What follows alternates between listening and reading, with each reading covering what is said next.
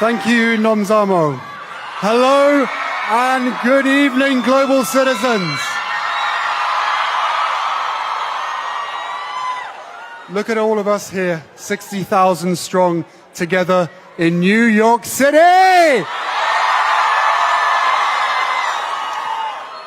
Are we prepared to do what's necessary to end this pandemic? Hi, everybody.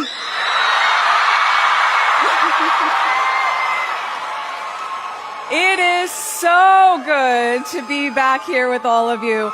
Look, we know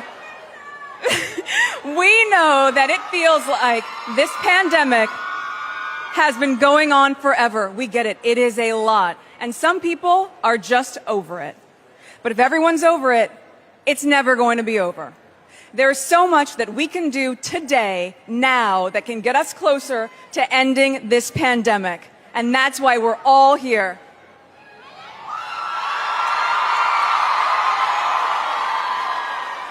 We're able to be here tonight because the most brilliant scientists, researchers, frontline workers, and selfless public health leaders have risked their lives to protect our global community. They are our humanitarian heroes. Since this pandemic began, we've been talking to the experts about how we can do our part. This week, we sat with independent global health leaders to further understand how we get closer to vaccine equity and ending this health crisis. But we're battling more than the virus alone. This is a battle of misinformation, bureaucracy, lack of transparency, and lack of access. And above all, this is a human rights crisis. Every single person on this planet has a fundamental right to get this vaccine. That's the point, but that's not happening. And while in this country and many others you can go almost anywhere and get vaccinated, billions of people around the world cannot. This year, the world's expected to produce enough doses to meet the target of vaccinating 70% of people in every single country. But it is wrong that so much of the vaccine supply has only gone to just 10 wealthy nations so far and not everyone else. It's just not okay.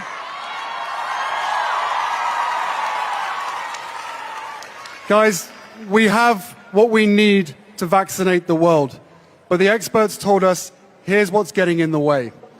They said many countries are ready to produce vaccines at home, yet they aren't allowed to, because ultra-wealthy pharmaceutical companies are not sharing the recipes to make them. These countries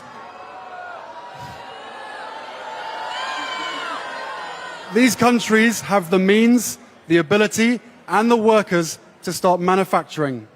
All they are waiting for is the vaccine intellectual property to be waived and for the vaccine technology to be transferred over. And by the way, many of these vaccines were publicly funded.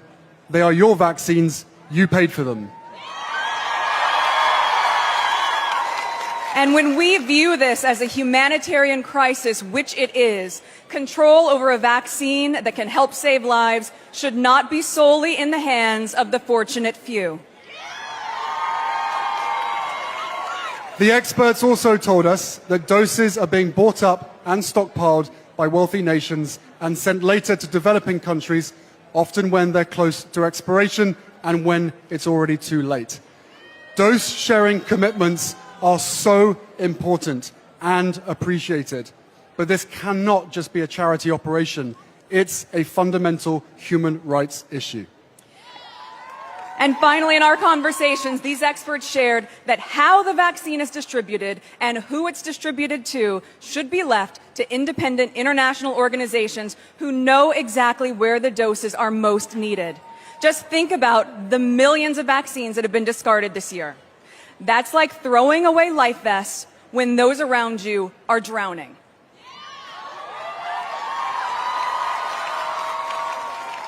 So where does that leave us? My wife and I believe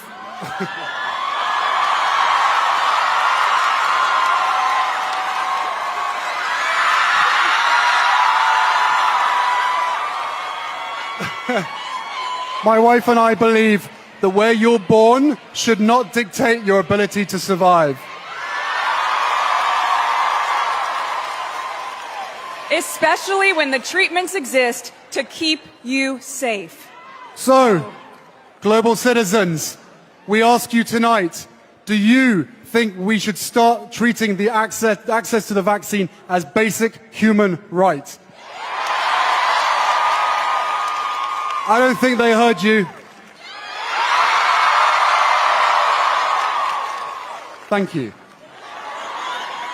When we start making decisions through that lens, where every single person deserves equal access to the vaccine, then we can achieve what is needed together for all of us.